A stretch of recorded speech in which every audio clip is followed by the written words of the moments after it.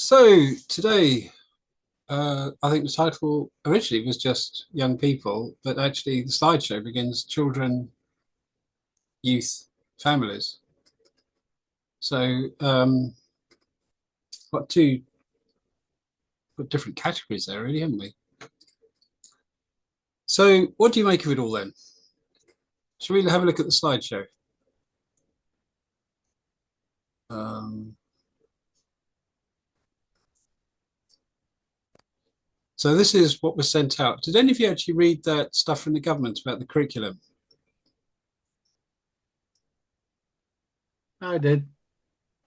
And what did it say? I didn't get through it. Didn't use the word Christian once. No, Nowhere. I kind of expected that. Yeah, it's more, I know from my nephews who are still going through school and have well, one of them has just finished primary school. It's not so much religious education now, but more philosophical education. It's called RVE now, Religion, Yeah. Value and Ethics. Yeah, We have to. Do you want me to go into this a little bit? yeah. You have to teach all the world religions in a pluralistic way. You cannot teach Christianity as being more valid than the other faiths, nor indeed no faith. Humanism also has to be given a slot on it. It's that bad, I'm afraid. I'm a governor in a faith school, a church in Wales school. We're given a little slight leeway in that we have to teach RVE in a pluralistic manner, but within collective worship, we can plug Christianity a little bit more. But for non-faith schools, they don't even have that leeway. No. The other thing is it spills over into what do they call it? RSE, is it relationships and sexuality and values. Yep, it does as well. So some of what might be considered religious education spills into that. It does. And that's actually supposed to be spread over the whole curriculum. So interestingly, I'm a governor of two Church in Wales schools as well. And at one of them, and we're told that the relationship sexuality stuff is going to be spread across the whole curriculum, across all topics. I asked the woman, because I was the governor supervising humanities, and one of the teachers is supposed to be in charge of humanities planning curriculum at the primary school. So I said, is it true that this is going to be happening? They're going to be basically taught sexuality across the whole curriculum. He said, yes, that's correct. I said, and you're in charge of humanities, yes. So I said, at what point then, as part of humanities, are we going to tell the children that it's a good idea to get married and then have babies? And she just looked kind of confused. And I said, well, I think it's really important because some of the children here at the school in Brimhow, it's a valley town, won't have actually seen a traditional family unit. Many of them are in single parent homes or being brought up by relatives or in care. And many of them will be only vaguely aware of the possibility of marriage. Some of them may not even have any idea about it whatsoever. So I said, at what point then can we actually tell them that this is a good thing and that something that they might be interested in thinking about for themselves? And she looked kind of confused. And then I got a message saying a complaint had been made against me by a member of staff at the school. And it was an anonymous complaint, and I wasn't told the details of what the complaint was or what it was. So I said, well, if a complaint's been made against me by a member of staff, I'm not going to come to the school until it's clarified. I don't want to be coming under some cloud of suspicion or some vague innuendo. So I just didn't go to the school for a while. And eventually it transpired it was over this. And I eventually got a letter from the diocese saying basically wind your neck in or else you can't be a governor.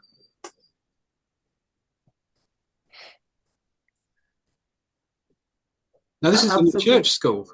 Yep, absolutely. I mean, Now, I go to that, I've been going to that school every week since 2011. So in other words, I've been there longer than most of the members of staff. So it really hit me that when doing the story of creation and doing Adam and Eve, I'm actually subverting the national curriculum. It's really, I mean, it's this kind of strange feeling that by simply telling the story of creation, there was the man and the woman, Adam and Eve, that actually subverts the whole kind of pluralistic doctrine of sexuality.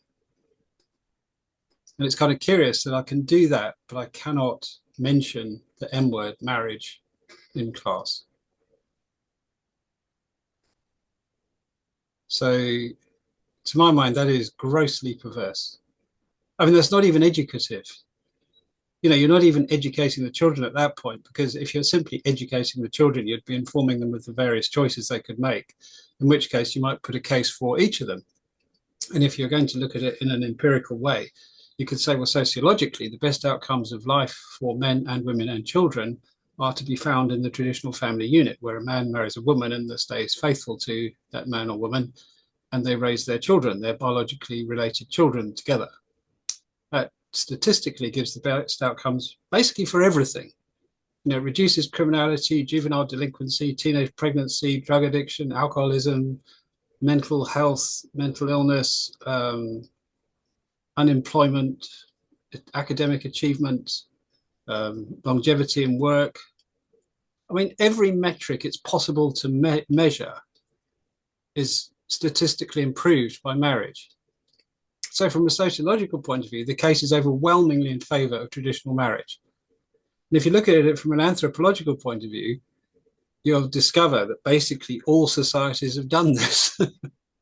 There is not a society on earth which does not have some form of traditional marriage similar to our own, an intelligible form. There are various customs around the world. So, for example, some places allow a certain amount of polygamy, but the places where polygamy is permitted, it's not for everyone, because obviously you run out of women. So you find most people are not polygamous. And if you actually look at that in that society, at the average household, it will contain a man and a woman with their kids. And you'll find that from the Eskimos to the Bushmen to everyone. I mean, it's everywhere. So from an anthropological point of view, it's overwhelmingly normative. That's simply what everyone does. So if you're simply curious, why does everyone do that? Then you might choose to examine the question. So the fact that they are actually opposed to it, I find really bizarre. It's almost sinister, actually.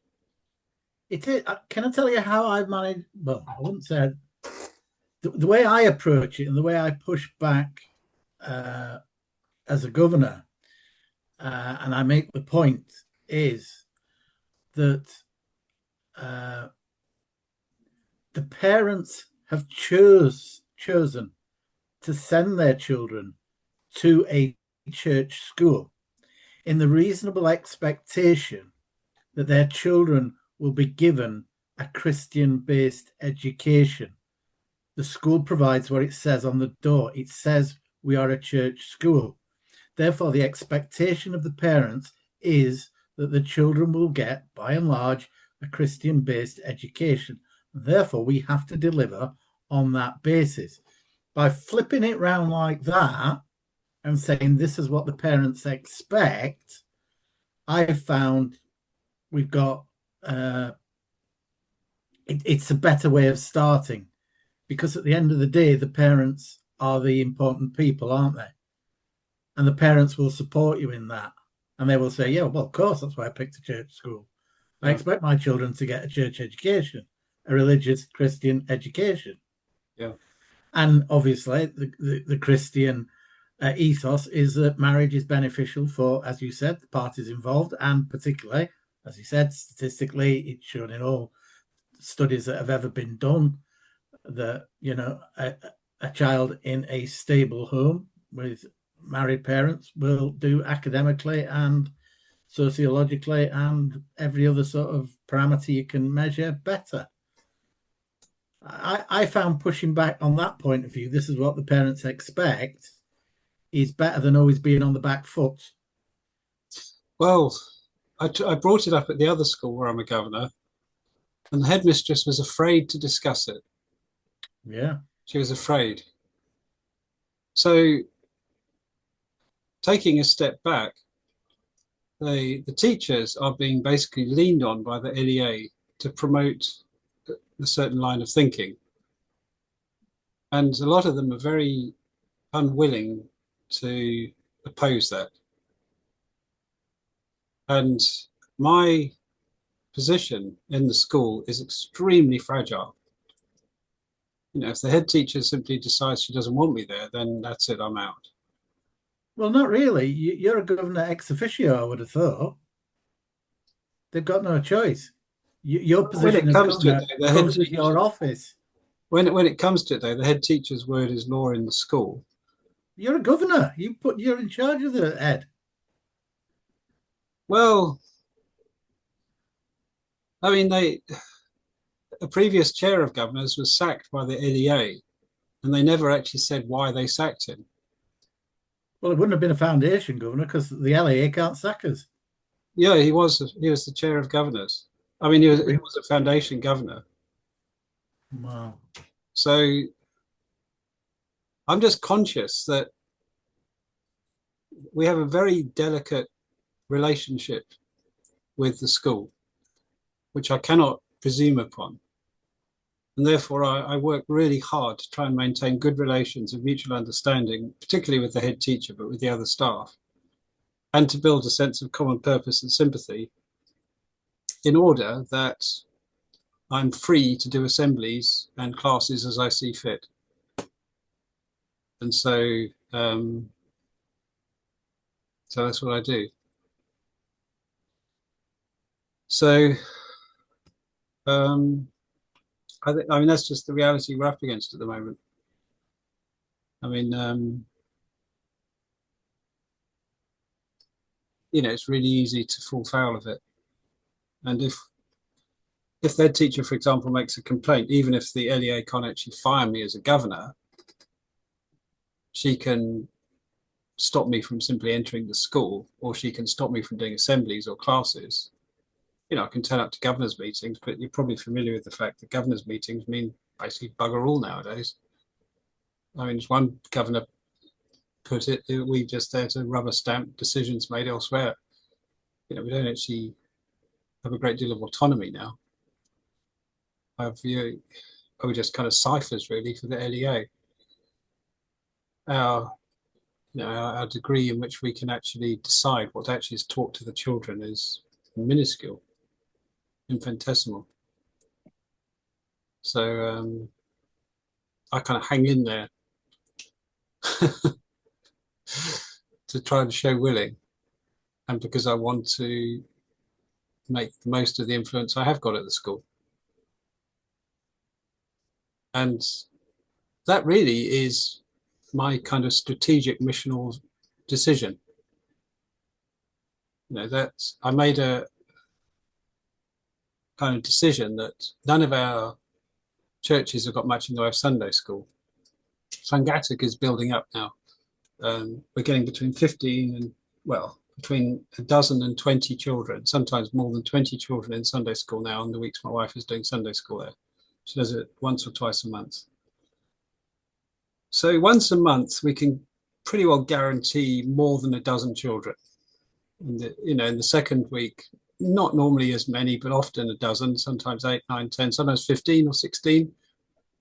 But on a really good month, we all get over 20 kids. I might have like 25 children. But if you take that as a percentage of the community, there are 4,000 people in Gilwan, 6,000 people in Brimar, and a few hundred elsewhere. That's a tiny percentage of the community as a whole. So I made this strategic decision that if we actually want children to know stuff, if we want children to be informed about the Bible stories, about the knowledge of God in Christ Jesus, there's no point trying to base it in church because hardly any children are actually going to come. So I thought what we have to do then is to go where the children are, which is in school. So I made the decision I'm going to therefore prioritize trying to cultivate good relations with the schools and trying to be there every week. And I'm going to bust a gut basically to be there every single week, because that is how I'm actually going to be able to reach all these children with the knowledge of these things. So we use a kind of open the book style assembly. And in 3 out of the 4 schools, most of the time I'm alone doing it. So I have the children act out the story using a kind of open the book style thing, although mostly now I actually extemporize the stories. But I find the open the book very useful for supplying a syllabus, because you've got a 3-year cycle of stories then. And it's got a beginning, an introduction, and it's got a conclusion with a thought and a prayer and this kind of stuff. And I find that a really good structure for assemblies that works really well. And it means, therefore, that every week I'm seeing at least 300 children. And then on a really full week, I'm seeing another 400 on top of that. So on a really busy week, I'll be seeing like, sorry, not 400 on top of that. Yeah, 400 on top of that. There are 700 children in the 4 schools I go to. And some weeks I see all of them. Other weeks I just see 300, which is the small one, Fangatta, which is about 100 kids, and Brimar, which is another 200. But on other weeks I'll go to Gilman, which is another 200, and Blindacombe, which is another 200 again. That's bigger than any church I ever go to. I don't think I've ever seen a congregation of more than 200 in church. And of course there's the staff. So I meet the staff, I meet all the teachers. In Blindacombe, all the teachers come to assembly, which is great. In Fangatta, we'll have 1 or 2 of the teaching assistants. In Brimar, we'll have 1 or 2 teachers. And that, if you like, is my strategic decision. I really want the kids to know this. They're not going to get it from the national curriculum. They're not going to get it from any of their teachers. And they're not going to get it if someone like me doesn't go in there and give it to them. Therefore, I think this actually is really important. I want these kids to know. Therefore, I'm going to do everything I possibly can to make that happen. Sorry, that's a bit of a rant there. What do you all think? What's your plans, or what's your experiences or expectations?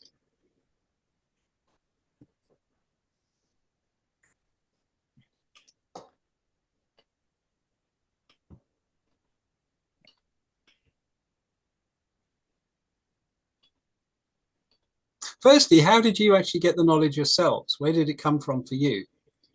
And what did you get when you were kids? I went to a Sunday school, but because I went to a Welsh-speaking school and the only church in the area that was Welsh-speaking throughout, it's no longer Welsh-speaking, but was Pennywell, the Baptist chapel in Loughor. So that's where we used to go. Loughor near Swansea? Yeah.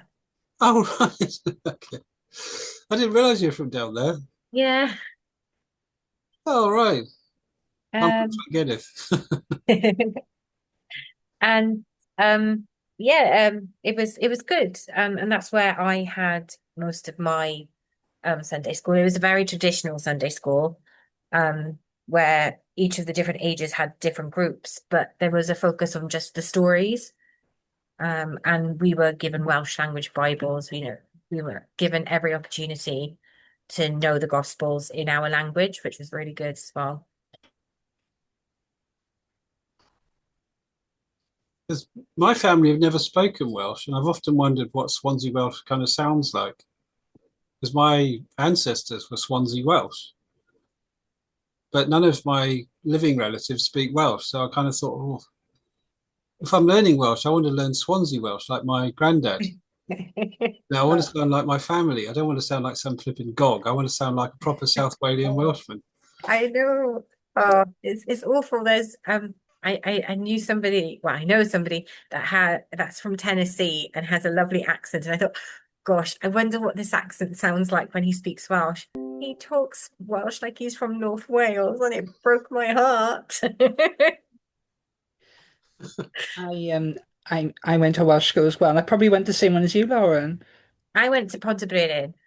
Oh, okay. I was thinking of the comp. That was secondary school. Weird. Yeah, I went there. Mhm. Yeah, I went to Llanlas in Llansamlet. Lone Lass, but it's And Frank Samlet.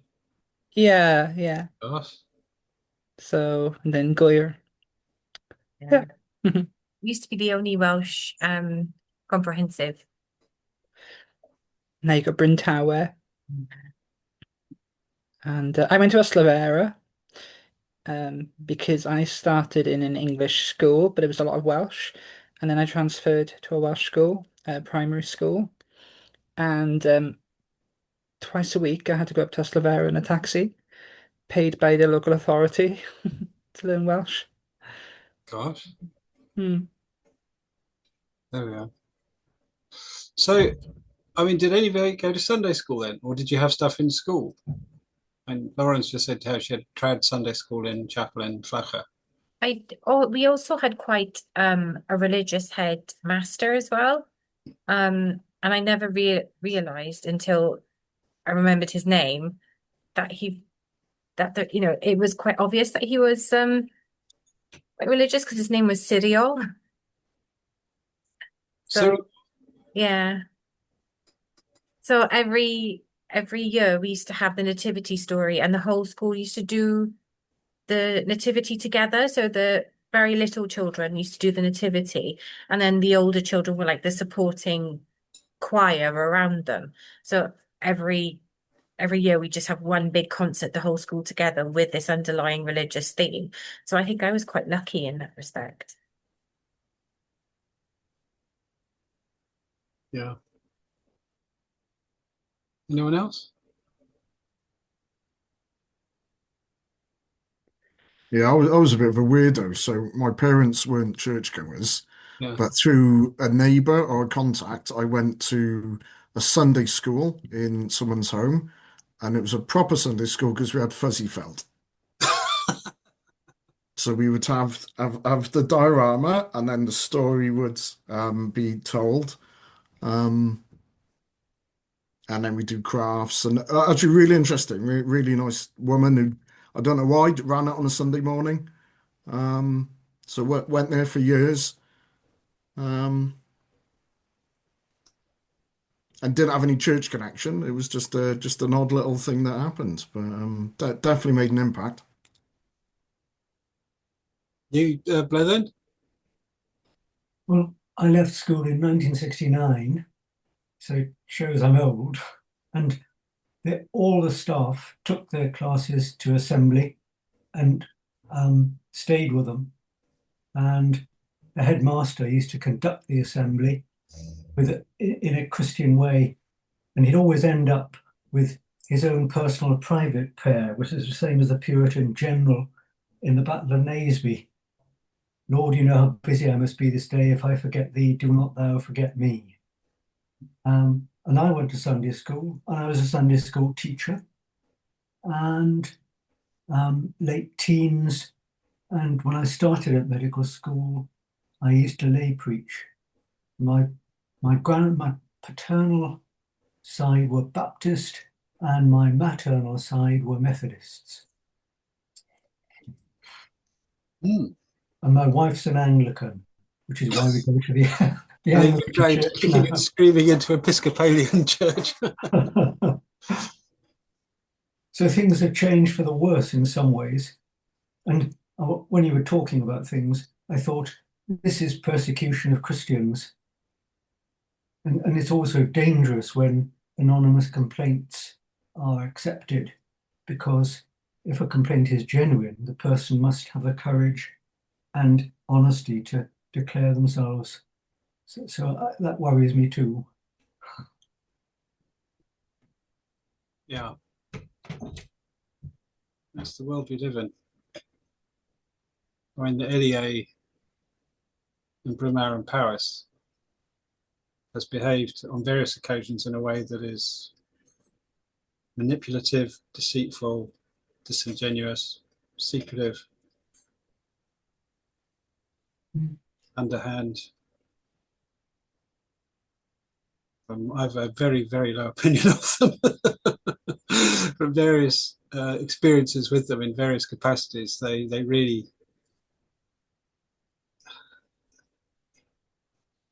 kind of lied in public.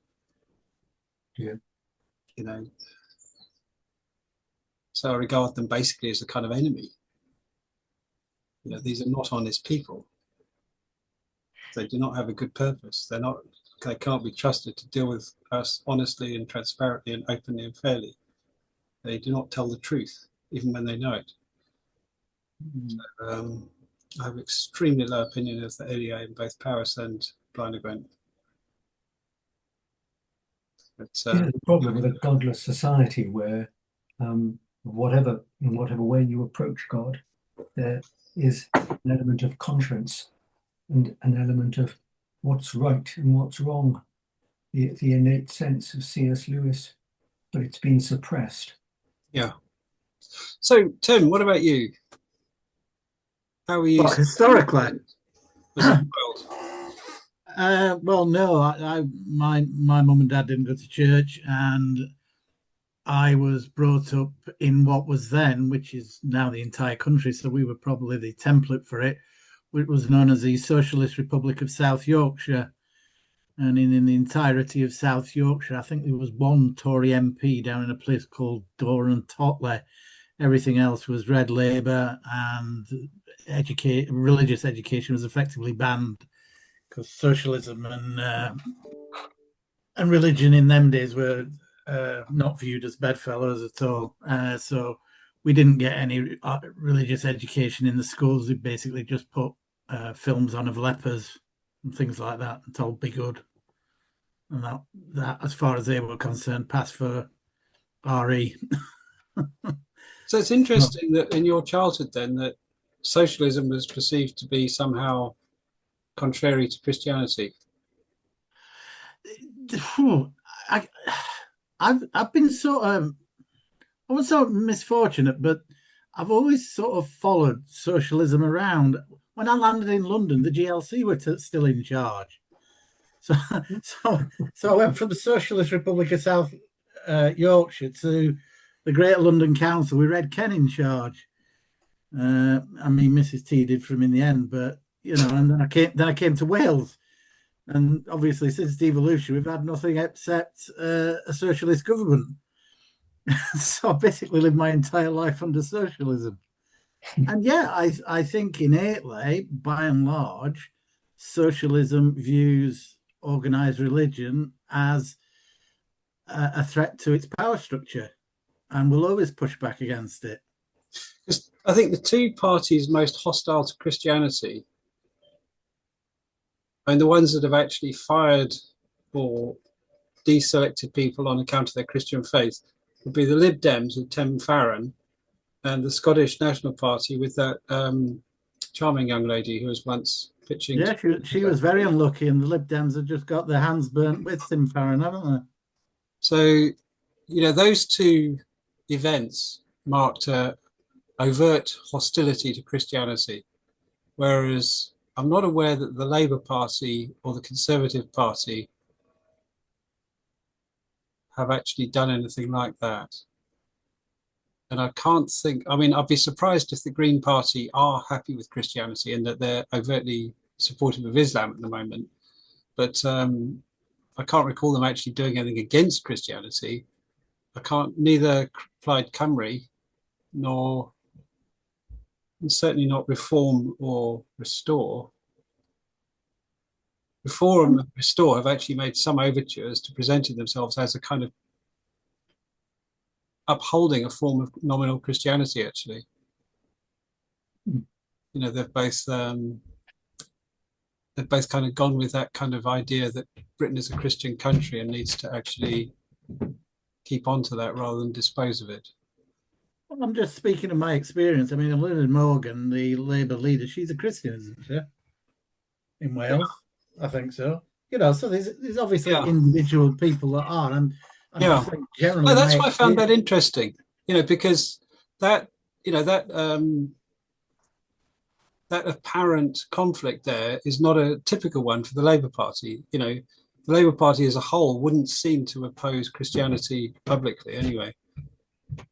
Well, the roots of the Labour Party were basically non-conformism and trade unions. Keir Hardie, wasn't he? He was the Yeah, first real Labour politician, and he was definitely a Christian. yeah.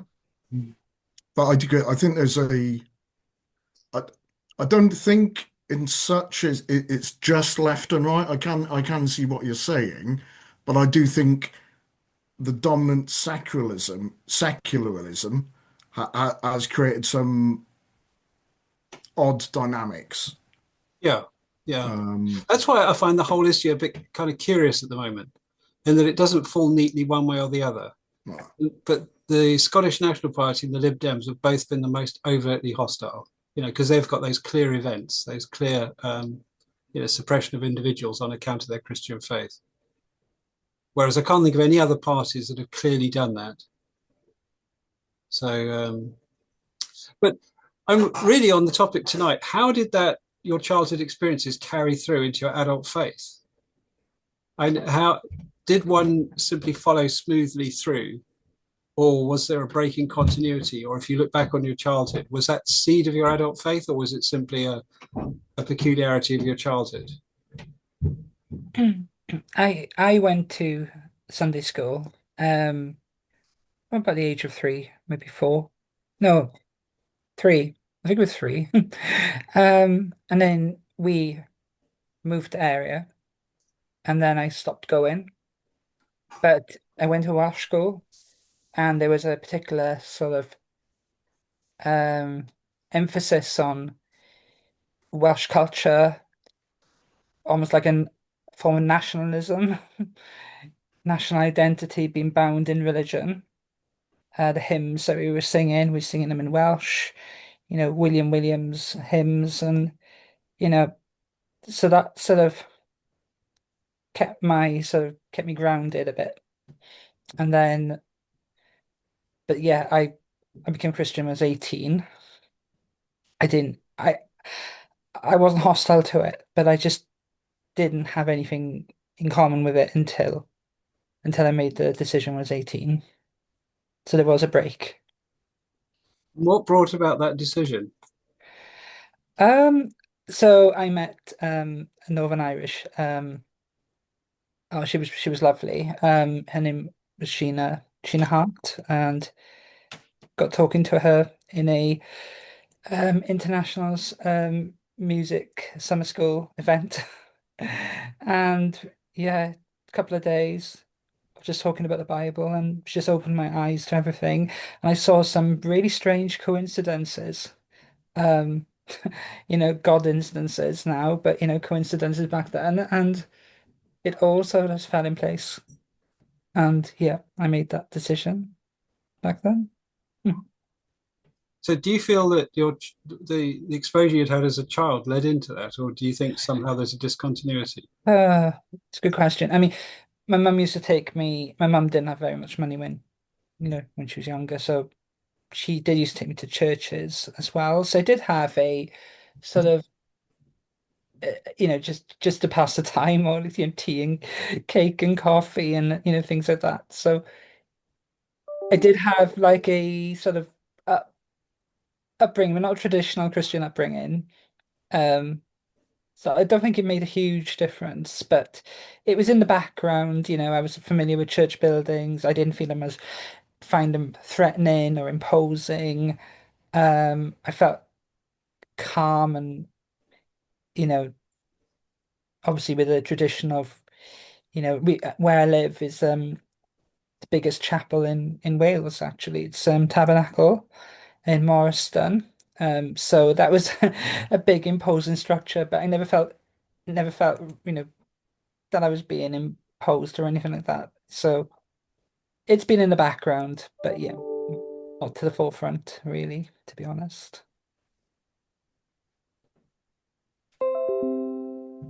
Anyone else? I mean, Do you see a continuity or a discontinuity, or are they unrelated or somehow contributive?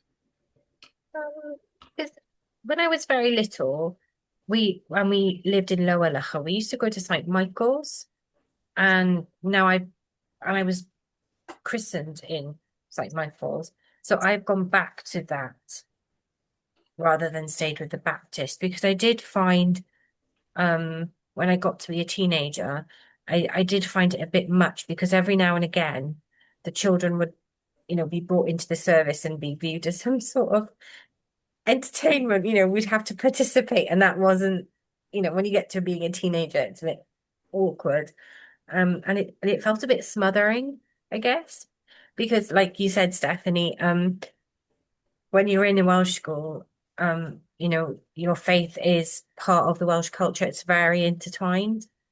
And it goes hand in hand, and you get told that it's what you're supposed to be rather than explore it. And I think that's why a lot of children who do go to Welsh medium schools sort of rebel against the Welsh language a bit and the Welsh culture. It's because it's so overpowering that you don't get a chance to explore who you are in that context. It's told to you. Mm.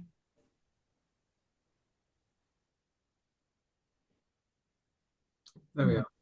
So, I'm asking about this because obviously we're talking about what we do with children and with teenagers and young people, families on the slide. How do you think that affects things in the long term? What are we doing? Is it good that you glad that you knew what you did when you were kids, or was it a waste of time? Was it you happy that it happened, or would you rather it hadn't? Can I sort of explain it from the other way around? As I said, I wasn't part of a church family. I didn't go to church, and as I said, whether it was the socialist fault or whatever, I can't remember really being given much religious education at school. But it was a real eye opener for me when I got to university in London, and I started mixing with obviously all the public school boys, playing rugby and stuff like that, and obviously on the coast, whatever. And I realized that I'm pretty good on general knowledge, but I knew nothing about the Bible. But they could always get those questions in pub quizzes. They knew all that stuff. And the other thing was, they all, went to chapel at the public schools. And RE was a big part of their education, and they all believed. Now, obviously, they were at university and they're having a really good time, and not many of them were actually going to church or anything, but they believed, and it had been a major part of their life. And I thought, well, if our elite, the people who are in charge and actually run things in this country, realize that faith is important, and they make sure that their kids have a solid grounding in faith, then there's got to be something worthwhile in it. And that's what sort of started me on the investigative process, because there's absolutely no doubt that all the elite schools still put a high threshold on, faith knowledge. Whether they want us riffraff to believe or not is another matter, and the way they shape the education policy would suggest they're quite happy in us finding other things to do. But as far as their kids are concerned, like not letting them have mobile phones and not letting them have access to computers, they're making sure they're getting a good faith education. It's part of the general education. And that was an eye-opener for me. Yeah, because I knew the chaplain at the Haberdasher School in Monmouth. Well, there you go. Strong faith. Yeah, absolutely. So obviously, they're quite privileged children getting that education there at the Haberdashers, and there's a full-time chaplain there that's there for the service of the school. There you go. They know something, don't they? So when we're looking at it then from our point of view, do you think it's a good thing then that we somehow reach children with this stuff? Or do you think basically, I mean, because obviously, Tim, you've become a Christian and having had nil background at all, one might argue that because you had nil background at all, that made it all the more attractive. I mean, should we actually plan for that then? Should we actually make the children ignorant so it's exciting when they grow up? Or should we want them to actually have the basics of these things as they grow up? No, because I had to play catch up. I had to play catch up with all the public school boys. So you feel that a sense of loss that you not only did they get better playing fields than me to play on, they'd already been around the track 3 or 4 times, with the faith. You never catch up, do you? They're probably bishops now. I'm just doing a course part-time. There we are. So we've mentioned children then at primary school. What about youth? What do we make of youth? I mean, have any of you got a youth club or a youth group? By youth, I mean like basically older than primary school.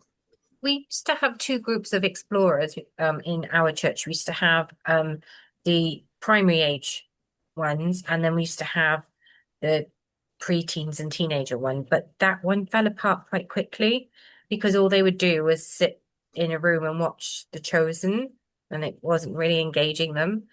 So I guess for them, it felt like sitting in an RE lesson and having the teacher pop on a video.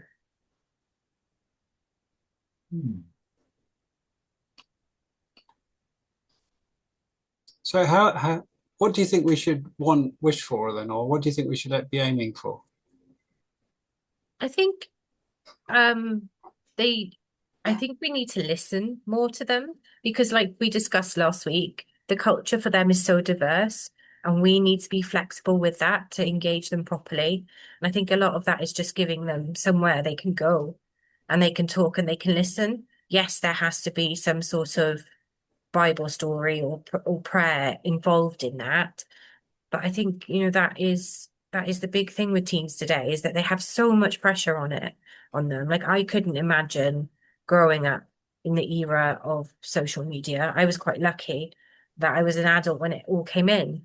But for them, growing up, going through puberty with that lens of Instagram and Facebook and Twitter on them is a lot of pressure. And I think, churches need to be a space where that pressure gets removed for a little while and they get to explore who they are in the context of faith and have their questions answered.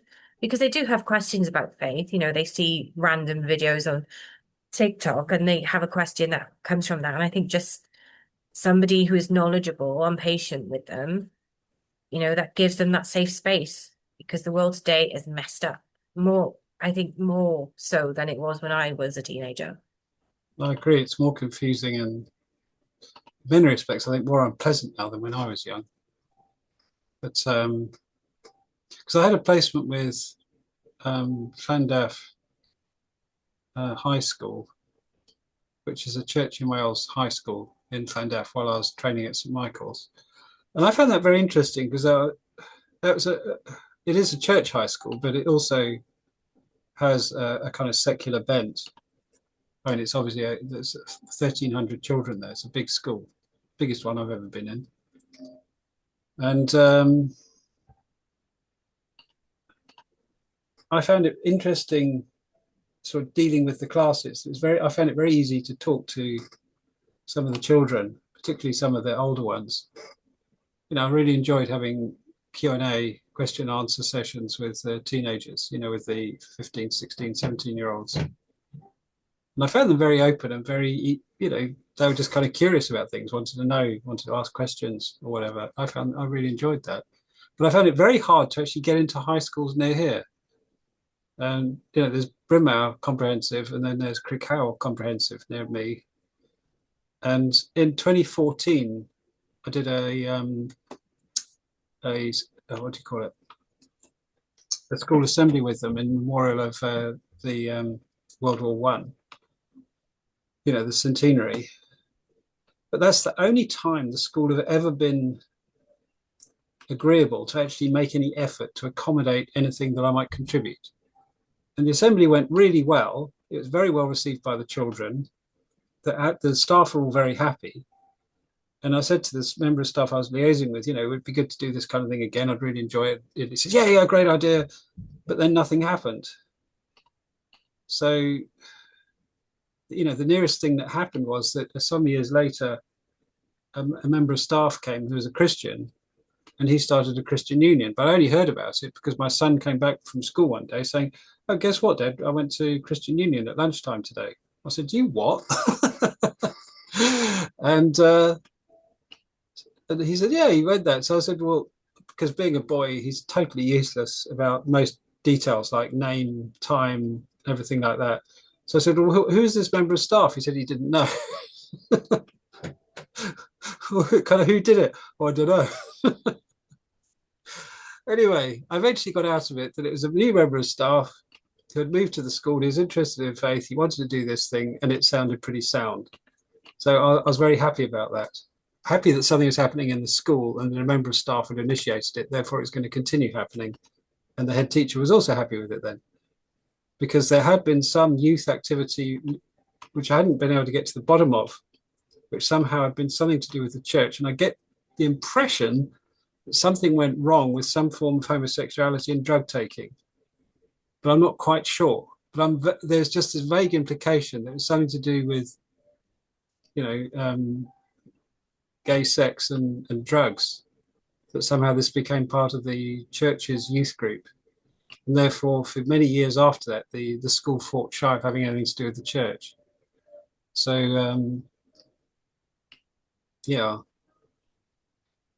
But when my daughters were 15, my eldest one was 15, she said she wanted to be confirmed. So we then ran a youth alpha. And we had no teenagers in our churches at that time. So I kind of fished around and found a couple of other teenagers roughly on the fringes of their churches that wanted to do it. We began with 9 kids in the end, and then we ended up with 18 by the end of the Alpha course. The course actually grew as we ran it, which is amazing. So it actually doubled in size. And then we had an end of course party. We had 26 teenagers aged 12 to 18, which is amazing. I mean, coming from a group of churches with no teenagers, it was astonishing. And I thought it went really well. And but I mean, obviously, I know where my own daughters are now, but I don't know where the rest of them have gone. They've all kind of gone to the four winds now. So I have no idea what's become of them, or if that faith has carried on or anything. So, I mean, next week I'm going to have confirmations, because with the year sixes, I do these classes. So next Thursday, I'll have a confirmation in Brimhour. And the next Sunday, I'll have one in Llangattock. And whichever children, having done the course with me in school, will then be confirmed. And again, once they leave the school, I've no idea what becomes of them. So I don't know if they carry on in faith or not. But I really value the chance that I can actually teach the children something about this while they're at the primary school, because it's a church school and I'm the visiting priest and I'm a governor. So broadly speaking, I have a good relationship with the school. So they allow me to do a class with the year sixes. And on the whole, I think that's constructive. So, I don't know. I thought the article was really interesting. It was talking about a bit of an idea that the culture is so different that we need to go to the young people rather than expect them to come and fit into church. And then there's some kind of debate around how far you go with that. Yeah, because that's the Quiet Revival stuff was about church being weird, wasn't it? Yeah, well, I think this is my view. I think actually we need a number of different approaches. Absolutely, we need to go out and engage with young people. I think young people often are fairly interested or open, possibly, about spirituality, but they're a bit cautious about religion. Um, but I don't think it's healthy to create like a completely different structure. So there was I was at uni in Swansea, and the church I was involved in for a while set up a youth congregation, which in the short term did a lot, attracted a lot of people, but kind of exploded fairly quickly because it was quite intense and all one age group. And I think on reflection, maybe wasn't supported or supervised in ways it could have been. Are they Um, talking about an actual church? So that's a Sunday meeting, was it? yeah. So it was like a youth congregation that ran its own services. So it did in the short term, it was attracting, well, like I think about 150. For a while, it was really popular. Which church was that then? In West Cross, Linden. Oh, Linden. Okay. Is what's his name? Samson still there? Oh, John Sampson. Do you know Yeah. John? I don't. He was about a couple of years ago, but he must be really hitting his late 80s now, I think. So Yeah. Because he, I mean, Samson was kind of well known for leading Linden when I was in Gower in the 90s. And that was the kind of lively church that some of the younger people I knew used to go to sometimes. yeah, And Llangeneth didn't have a lively church. And so if you were out looking out for a bit of life, they tended to go to Linden actually, yeah. So that would be like 1990 to 1995. yeah. That was around the time that I had some involvement with it. But I think they were very consciously we're youth centered. We want to get into the youth culture, but actually got a bit too far into the culture and didn't manage that tension or weren't supported around keeping like maybe a level of stability and reflection on what they're doing. Um, so I would be cautious about, but I think we definitely need to engage things and have like youth outreach and from practical physical leisure stuff to then more explicitly worship or exploration. But I do think it needs to be also offering routes into the established church.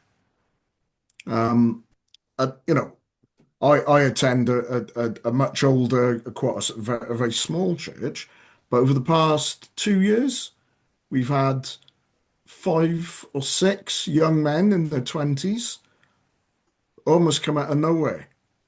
So where's that then? They didn't seem to, a lot of them didn't seem to have previous connections with church. They just wanted to come and try it. So which Um, church is that? Where is it? this is in Bath. Oh, right. Okay. So we're an Anglo-Catholic church, and one of them now, oh, no, two one became confirmed and is a regular attender, and another young lad again, 19. He went to 1 or 2 different churches and that were more lively, and it didn't work for him, and he's actually started coming and showing them like a lot of interest. You say Yevgeny. You say his name was Yevgeny. No, Oh, sorry. no. He's but again, family aren't religious, Christian, didn't really have any background to it, but was like appreciates the kind of art and architecture and the liturgy Yeah.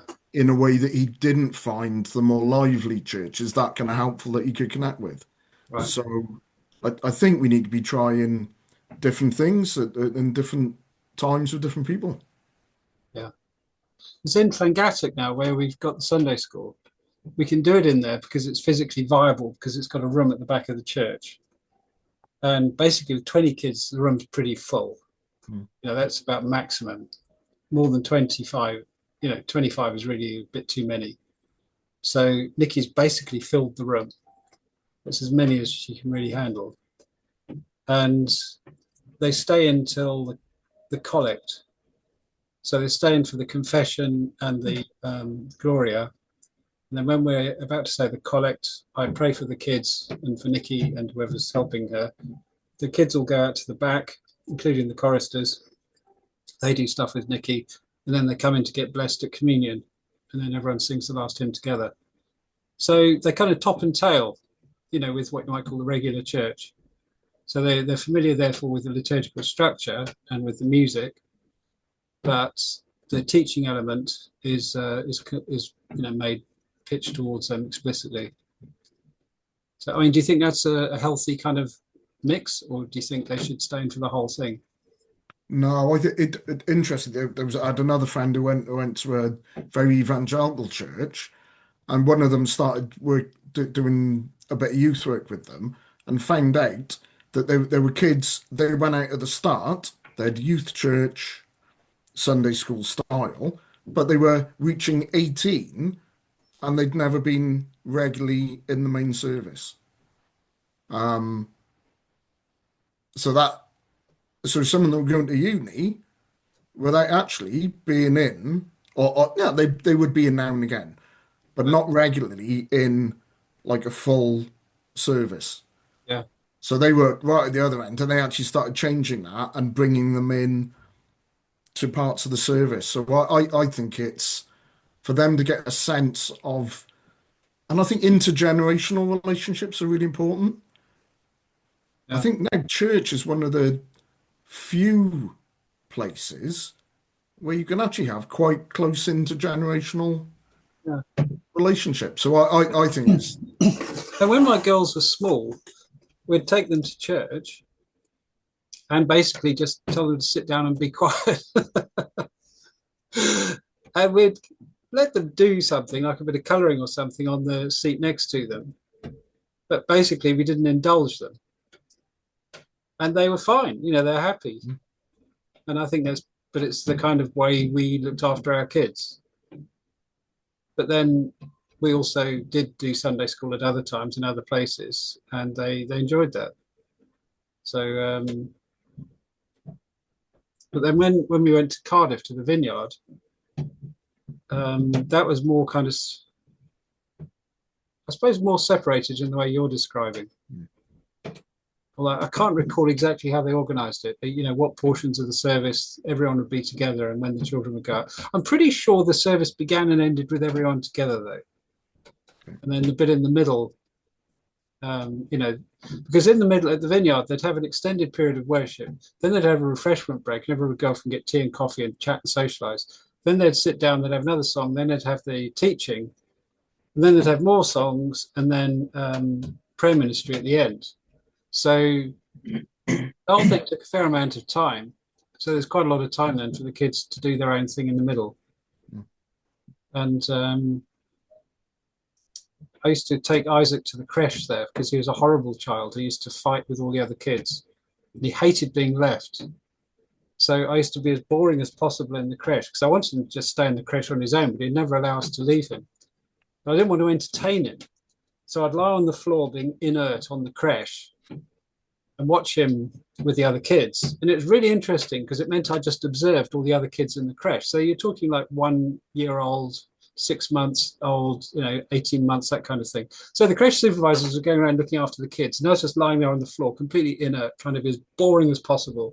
So I want Isaac to just fit in and stay there on his own so I can go off and be with Nikki. And so I watched him, and he was horrible. He'd go up to some kid with some toy and just rip the toy out of their arms. And then the child would then start crying, and then you'd throw the toy away and go and find another one. And he just worked his way around the whole room like this. He never actually played with any of the toys. He just mugged all the other kids. But then when I watched all the other children, they did the same thing. Someone would pick something up, then another child would come up, and then they'd kind of silently grapple over it for a while. And then one of them would give up, and then the other one would live triumphant, and then lose interest in it, throw it away. The whole thing would just repeat. So I thought, this is just what children do. They don't have an awful lot of interest in the things they're actually dealing with, but they do have this kind of rivalry. They try and take things off each other. And Isaac, my son, was just very good at taking things off other kids.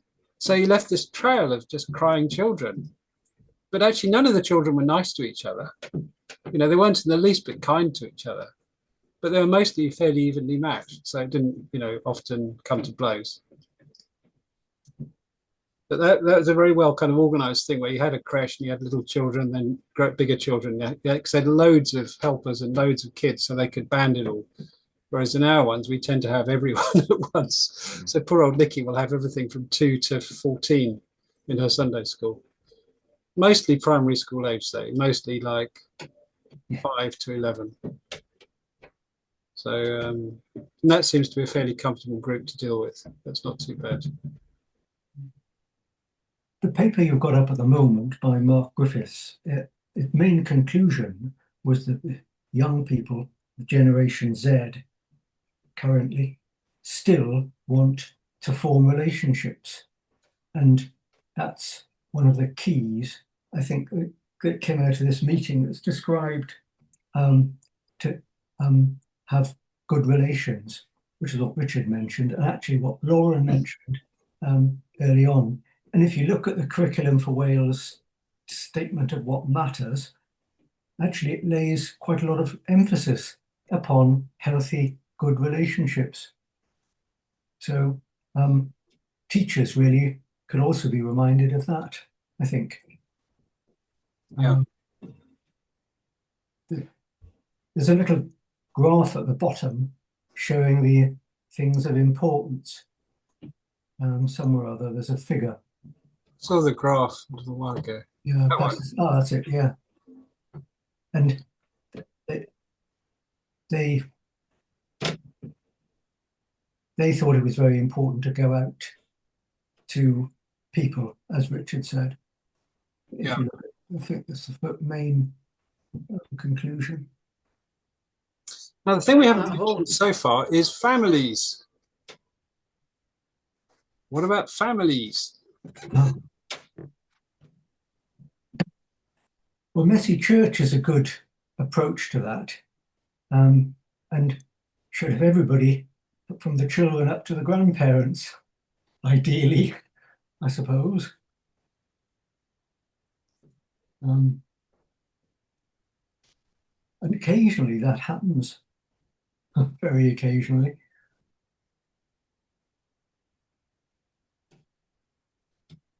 So, Which is really good, but we've had the problem where when we put Messy Church on the flyer or the advert, we don't get very many people attending. But when we say it's a fun day, then we do get people attending. It's very strange. Because we've got an apprentice at the moment, and she did ask a few parents, you know, was there, you know, what would they like? And what would they like it to be called? And they said that Messy Church, because there's church in Messy Church, it makes them think of something more formal. Like it's not formal at all. is Messy Church a good form of outreach? I mean, does it bring people to Christ and enable discipleship? Not in my experience, it hasn't, but I'm sure that in other experiences it has. But from my perspective, it's just children come, make some crafts for free, get some food for free, have a story at the end and go home. And we don't see them again until the next Messy Church. Whether it's just, you know, they can make and take things for free. Anyone else? There's always going to be that element to it, but the point is, it's rather like in any other interaction with youth. You hope that there's a seed implanted there, and later on, even if it's ignored for years, it will come back. That's always the hope, isn't it? Yeah. Is that an efficient way of seed planting, do you think? It probably isn't efficient. It's like broadcast sowing, like in the parable. But Because when I'm going into school, for example, I'm dealing with typically 200 children as an assembly plus a handful of staff. So if I can do all 4 schools in a week, I've interacted with 700 children. So that, to my mind, that's quite efficient. So although it's a burden on my time, it's not more than an hour end to end for each school. Because the assembly is only 20 minutes. So if I leave early, I'll get ready, do the assembly, pack up, come back. The whole thing is about an hour, all in, maybe an hour and a quarter. So from that point of view, it's not that time consuming. I've bought props for it and I've gathered them over the time, but basically I'm not spending any money on it now. So from a cost point of view, it's actually fairly cheap. So for, say, 5 hours out of a week, I'm going to meet up to 600 children with no financial outlay except fuel getting to each place. So that, to my mind, is pretty efficient. That's pretty good. What about the logistics of Messy Church? How much does it cost?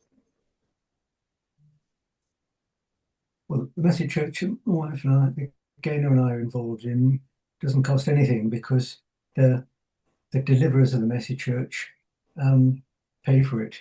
But someone's paying for it. Someone how much do all those consumables cost? Yeah.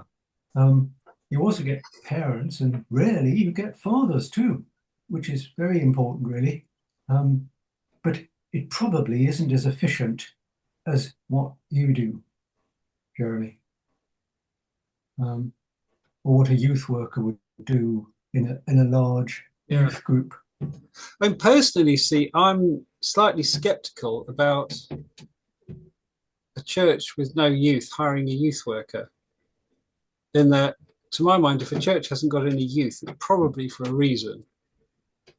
And therefore, simply hiring a youth worker isn't going to actually take away the reason they haven't got any youth. And I think there's a kind of fallacy of money, that if people think that if they throw money at a problem in a church, it will solve the problem. But actually, church problems are usually spiritual problems, and they're not going to be solved by money. You need a spiritual solution to a spiritual problem. So to my mind, if you really want families at church, the problem is not so much a financial one, it's a spiritual one. How do you build that spiritual bridge to your family? Well, that could be said for the whole of the modern Western world, couldn't it? Yeah. One of his books, Ernest Hemingway, wrote that we could do with a modern Amos to tell everybody off, guide them back. But if you rephrase the question, which churches do have a lot of families? The independent church in Gilwern does. I'll tell you the very top one, the gypsy churches. They're absolutely stacked with families and young people of all ages. So what are they doing then? They make them go. It's just viewed as normal. It's just viewed as no. I mean, we've got a very active gypsy church in Deeside. I go from time to time. It's just part of the culture. It's a culture thing.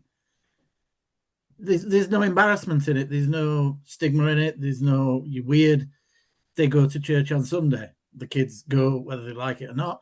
They're given a lot of free rein in the church. They're not expected to sit about, and gypsy people don't sit about.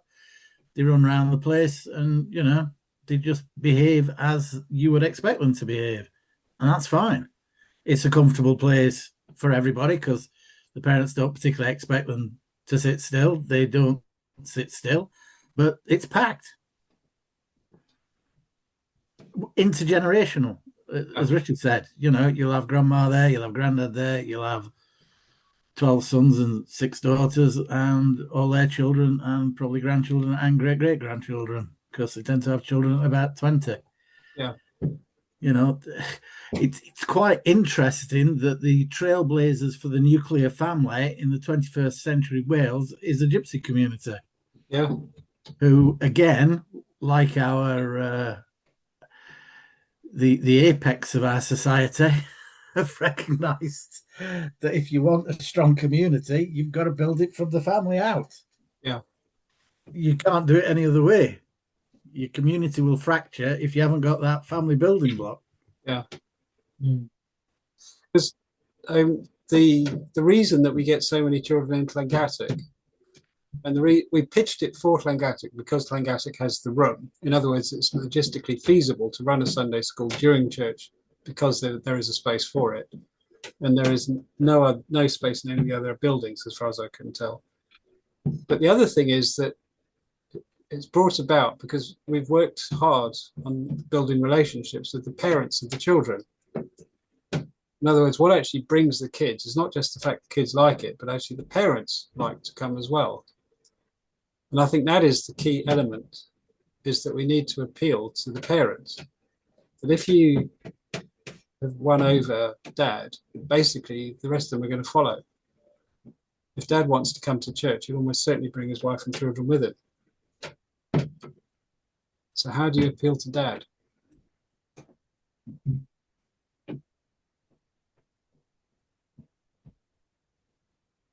To my mind, that is the $60,000 question. That is the real question. Because if you can get dad to come along, the rest will follow.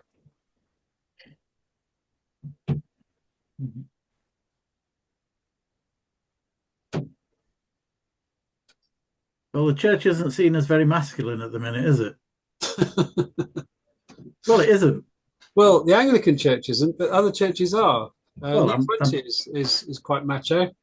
I'm talking about the Anglican church. Yeah. And I mean, if you're a masculine 30-odd-year-old father, you would not view an Anglican church as a masculine place or a muscular religion. except, Richard's witness is the young men coming to Bath to the Anglo-Catholic Church there. Presumably that's appealing to them in some way. Because it's Anglo-Catholic, isn't it? And I think there are, from what I've seen, there does tend to be a bit with the Anglo-Catholic churches. There's quite a healthy, active, committed group of men involved in it often. And I think there is something that... Would this be the kind of Anglo-Catholicism that would be unhappy with the ordination of women? Yes. I can't speak for everyone, but for some it would be. Yeah. But I don't think it's a theological thing initially. I think it is taking like ritual seriously. I think there's for some guys that's very helpful. There was a seriousness to the service and to the faith, which I think gets communicated. So I think that again can attract some. Yeah. So I've seen quite, and those who do come tend to actually be quite committed. Yeah. So it's not as there's not a rotation or people come for a bit and then they leave. If they come, Yeah. some will alternate, but often they will stick and stay. Yeah. The vineyard in Cardiff had a lot of young men and young families when I was there. It proved attractive, and I read stuff about the vineyard and how they managed to keep generations. In other words, out of all the various denominations in the States where the research was done, it seemed Vineyard was the best at retaining multi-generational families. You'd have grandchildren, children, and grandparents all going to the same church. And that seemed to occur more often there than in most other denominations. I mean, that was a long time ago when I read the research, so I don't know if that's still true. But that multi-generational retention, that really, I'd agree, would be a really good goal to have. It'd be awesome if you could keep doing that. That'd be stunning. Because, then you're bringing the whole family together under the banner of Christ, which to my mind would be perfect. That's what you want, isn't it? So, but how to do? How do you do it? There we are. Yeah. I was just looking at the list, that you just had on just a moment ago, And nowhere did it say anything about sort of online worship. No. What do you think about online worship? I think it was instrumental in bringing me back to faith, to be honest. How was it? Mm, How was that? mm.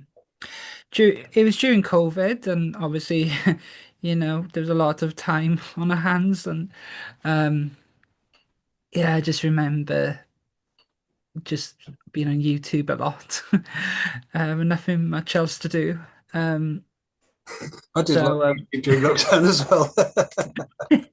I mean, I was working, but it was a 3 month period where I was transitioning jobs, and yeah, I had about 3 months, not do very much. And I remember, like Bishop Barron, for me, he was what I was looking for. Somebody who had a difference of almost like philosophy based sort of like observance on Bishop who? religion and faith, and he talks about history and blurs, merges them together. So yeah, I think from there, I started watching church services, and then I went to the church I went when I was in uni was St Michael's in Aberystwyth, and then I noticed I thought, oh, I wonder what they're doing, and yeah, they had a live live service every week. Sorry, you probably can't see me. I'm gonna have to turn the light on in a minute.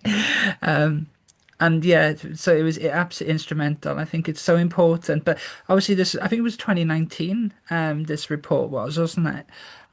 Which was a little bit just before COVID, and maybe now, it's really taken off. I think online church has, in many ways, and retained. It still retains people. Um, During you know, lockdown, we started doing groups online, and they got e- bigger and bigger and bigger. And eventually, when the lockdown finally finished, it was kind of, what do we do now with this 40 odd people that are now meeting online? And yeah, so we started doing the Chosen, which actually worked really well. And to my mind, it worked better in the flesh than it did online, because now people are together and you can offer a bit of hospitality and that kind of thing. But what about, although you might say those are peculiar circumstances, um, would you still want to interact online in that way, or would you prefer to do it in the flesh? for me, so I attend two churches. I attend online church. I'm really sorry about the brightness, by the way. I'll turn the light on in a moment. It's all right, don't worry. I'm not in the dark. It just looks really dark. Yeah. Sorry, can you remind me of the question again? And would you want to carry on doing online church, or is Oh, it right, yes, yeah. better to do it physically? Yeah, so as I say, I attend two churches. I attend more of a sort of middle of the road, sort of traditional and church, every Sunday in person. And then in the evening, it's more of an evangelical type online church service. So I've been combining the two. So I wouldn't pick one over the other. But Right, yeah. there we are. Anyone else? Got any comments about online stuff? In Mark Griffiths' paper, he points to some, I think, some American work, which shows that the currently young generation are quite happy with relationships face to face via the internet. Although most of them would still prefer face to face in real life contact. But there is quite an opportunity doing things via Zoom, etc., which I suppose is what Stephanie's saying. Yeah, yeah. I'm yeah. But for me, why is it still dark? Sorry, I've got the light on now. It's still dark. I can't explain that one. Sorry. Um, but yeah. What am I saying now? Online churches. Oh, I'm so sorry. My lost track of was. Oh, there we go. I've lost track. I'm so sorry. It'll come to me, I'm sure. There we are.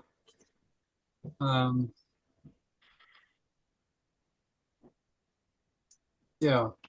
Yeah, that's it. Isaac, my son, he does games online with his friends. He'll sit upstairs on his PS5 and they'll be on the phone. And sometimes there'll be a boxes on the screen with his friends and they'll be doing some game. They're doing the game simultaneously. They're not actually interacting with each other in the game itself, but they're doing the game and talking to each other while they're doing it. So that's one online relationship, which seems quite common now.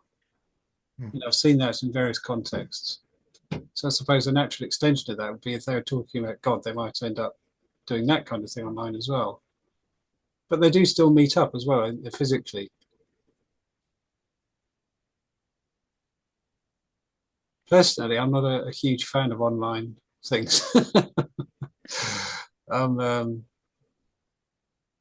Yeah. Well, all I was going to say was, I'm not either, to be honest. I don't like it, but Aberystwyth, St Mike's, it offers a unique sort of, evangelical sort of brand of Anglican, Anglican church, and yeah, I wish I was there. I just don't live anywhere near. It's like a 2 hour drive.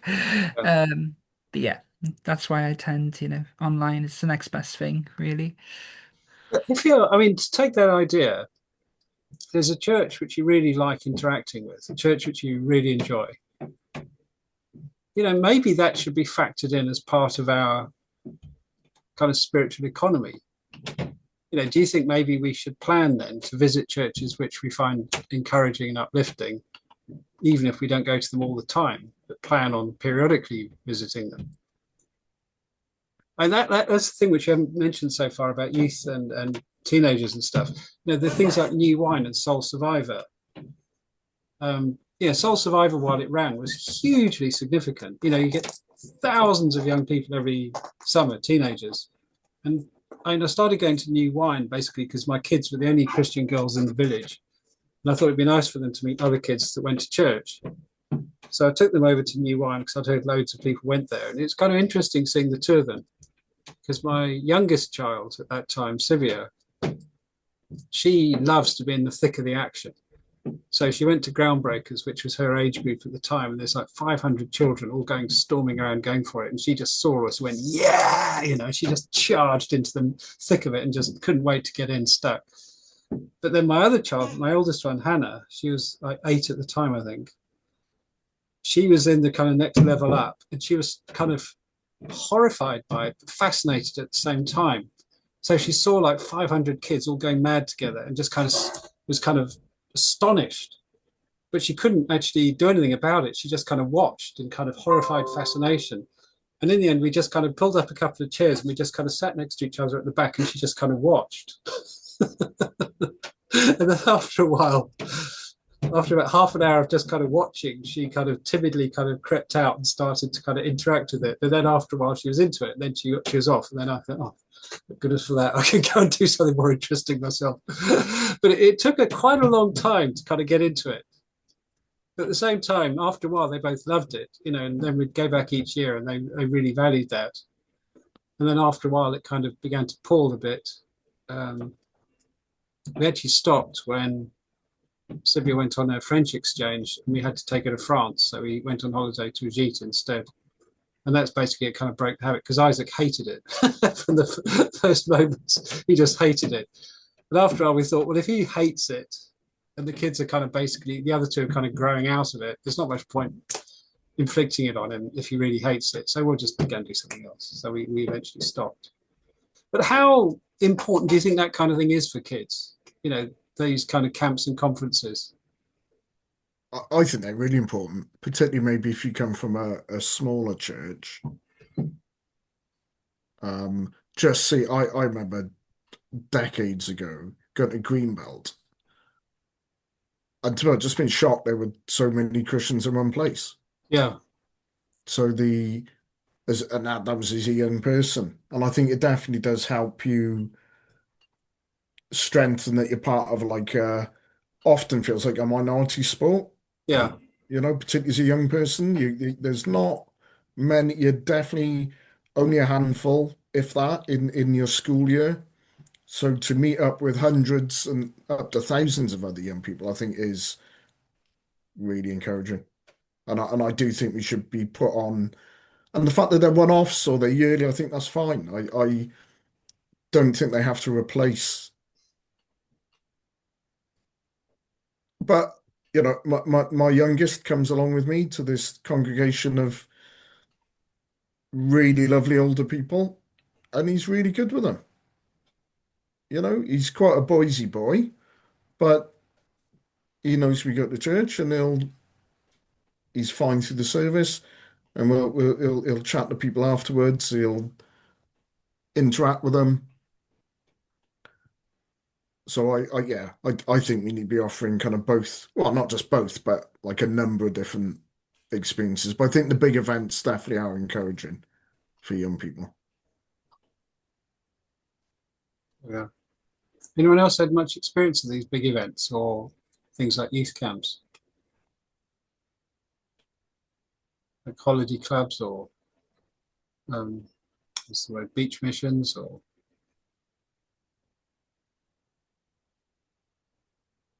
no? I used to take my teenage youth group to an Outward Bounds one every Easter on the Mouthook Christian Outward Bound Centre. I know they all found that absolutely wonderful bonding and a great experience. And most of them weren't from Christian households. No. I think they found it, great. One thing I found interesting was you're talking about the Outward Bound, because when I did the Youth Alpha, we had, as I said, the party. And then I carried on with the kind of youth group, which I did the Harry Potter material for as a kind of follow-on from Youth Alpha. So it's overt Christian teaching. But we had regular social events. So I'd take them to rock climbing or out for walking and that kind of thing. But most of the children did not come from Christian homes, but they all wanted to be part of this. It was that unabashed Christian teaching. So they accepted all that and then enjoyed the socializing as well. And what was I going to say? I can't remember. It's gone from me. Yeah.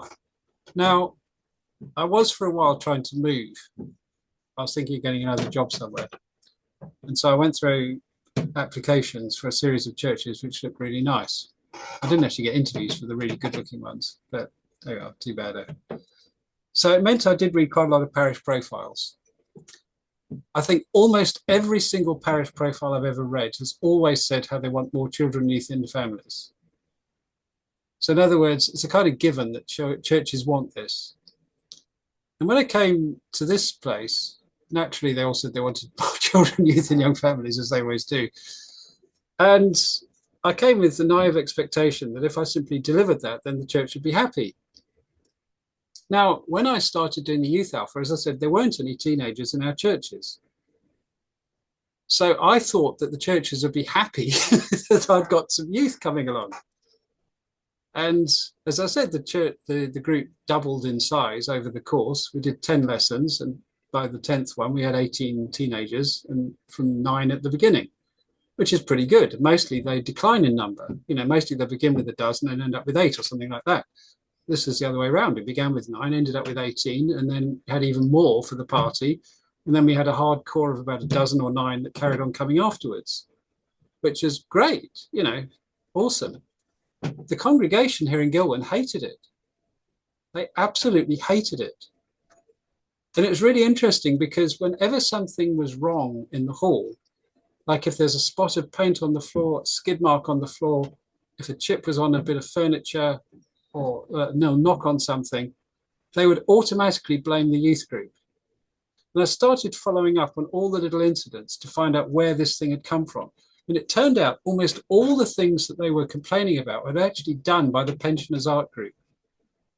The Pensioners Art Group met on a Monday afternoon with an old retired priest, and they were old. I mean, they're all people in their 70s and 80s, sort of dabbling away painting. And they were the ones that put paint spots on the furniture, and they dragged furniture around. They made skid marks on the floor, and they knocked things together, and they damaged things, you know.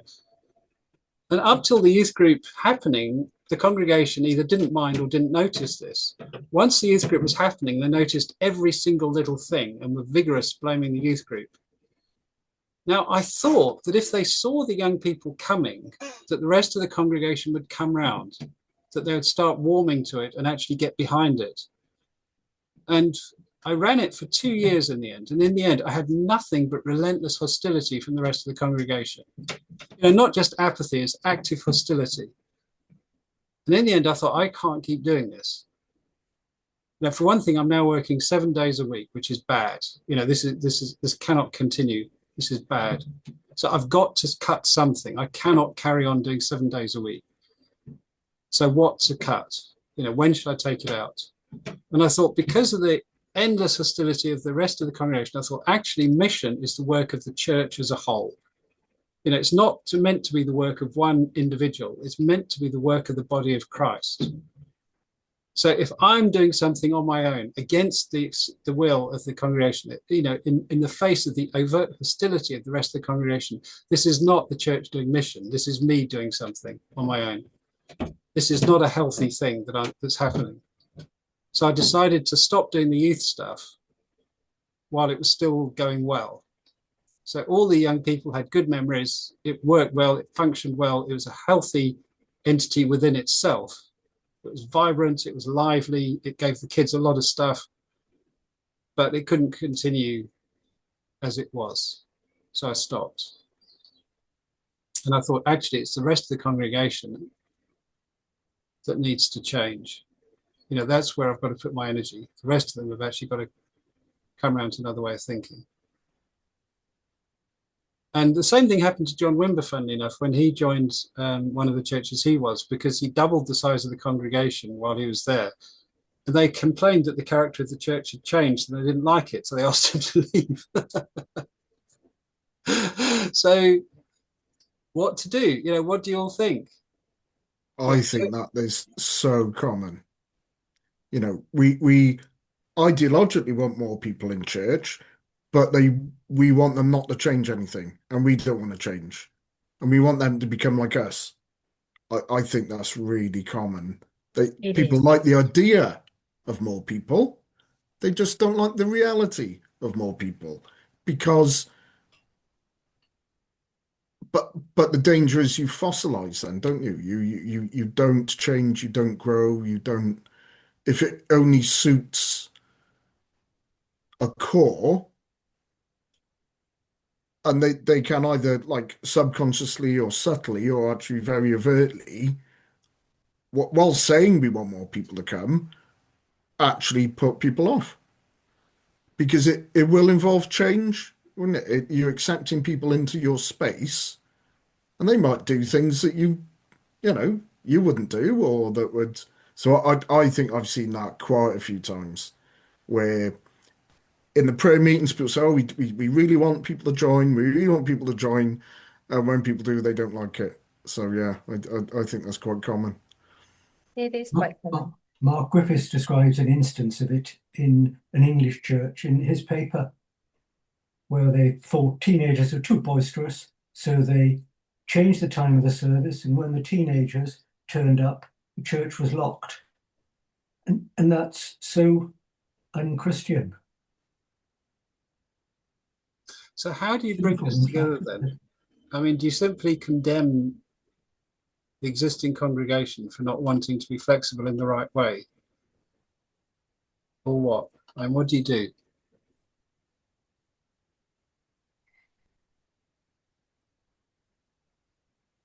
In my context, because I was older than youth, you would consider youth, but because I was considered young for church, I was viewed with suspicion, because they expect young people to come in to mess about and then leave.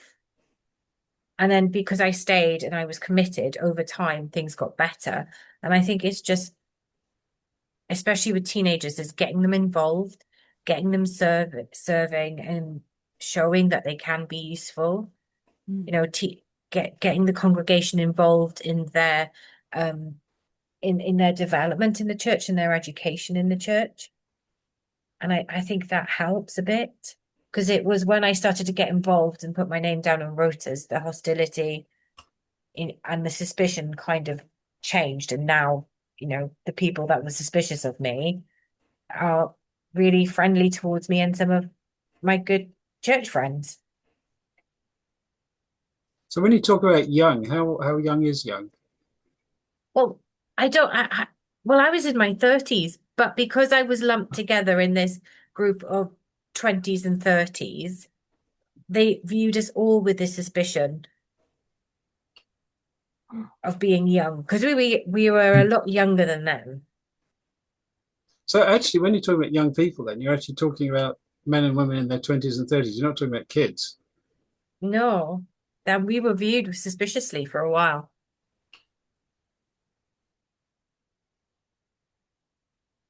There we are then.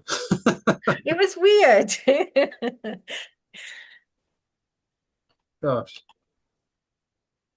Gosh, there we are. Yeah, there we are. It is strange, isn't it?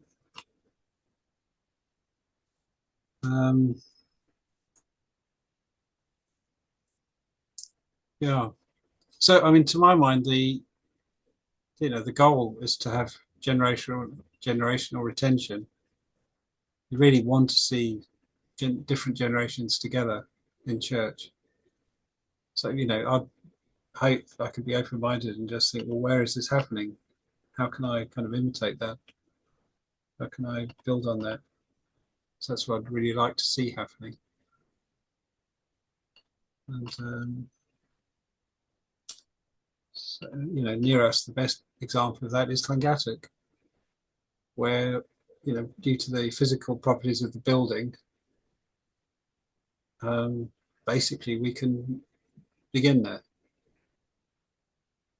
Has the advantage it's got a good choir, which is a kind of very traditional aspect of church, but it kind of feels okay to some of the people that go there.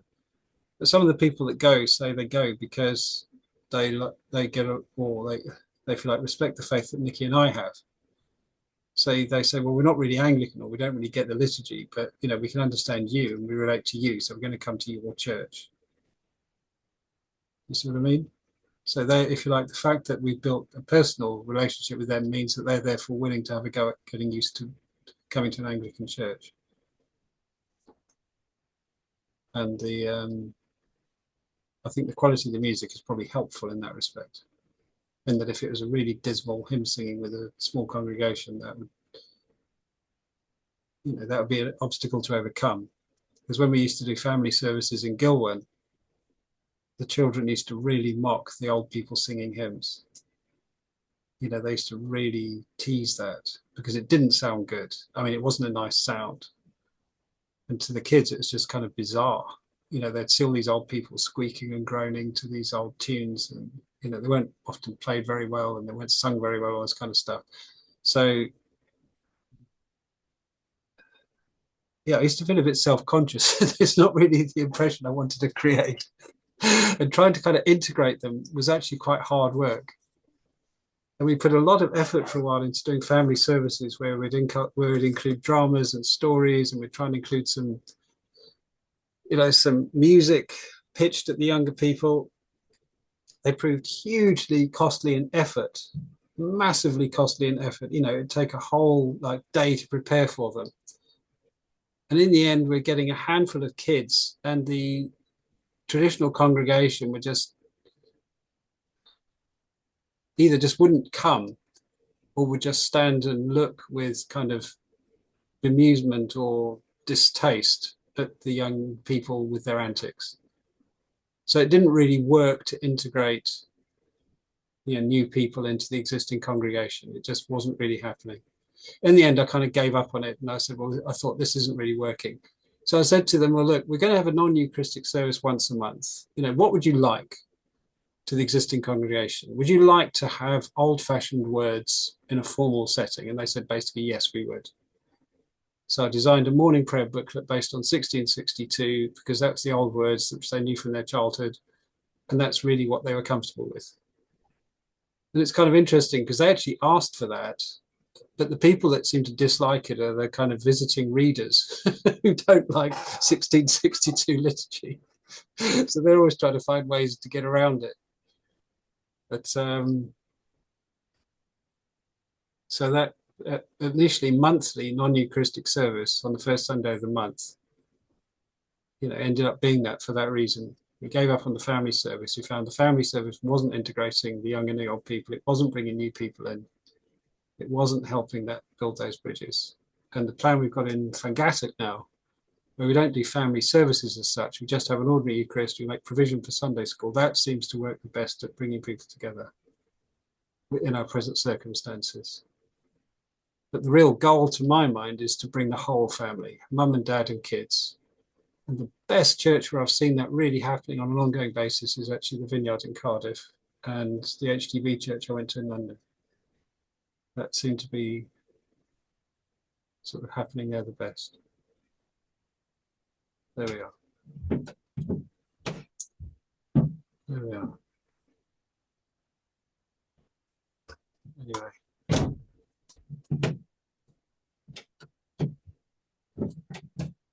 Oof, so we kind of looked at that. Oh, we haven't looked at schools or colleges. Well, we've looked at schools.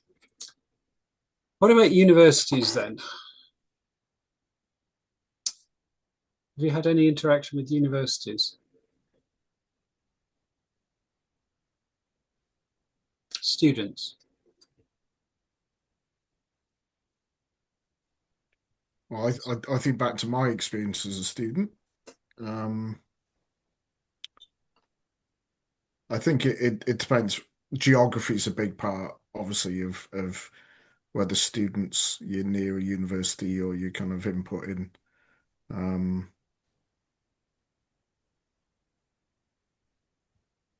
Sometimes I think that the student groups can be a bit too insular.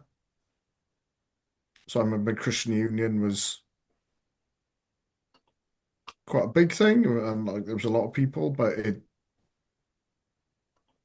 it was quite insular, and you didn't really feel it.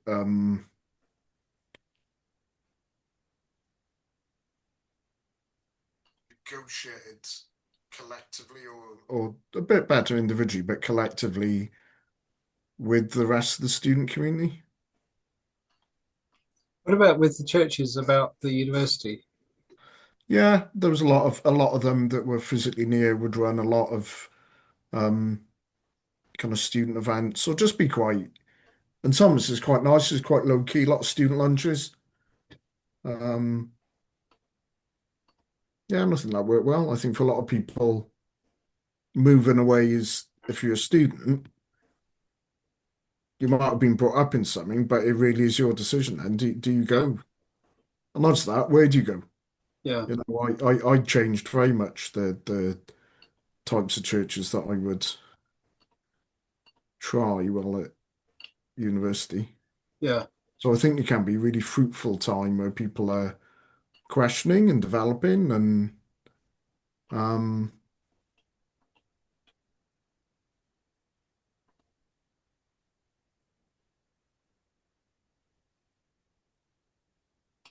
I think chaplaincies are kind of potentially can be really fruitful. yeah.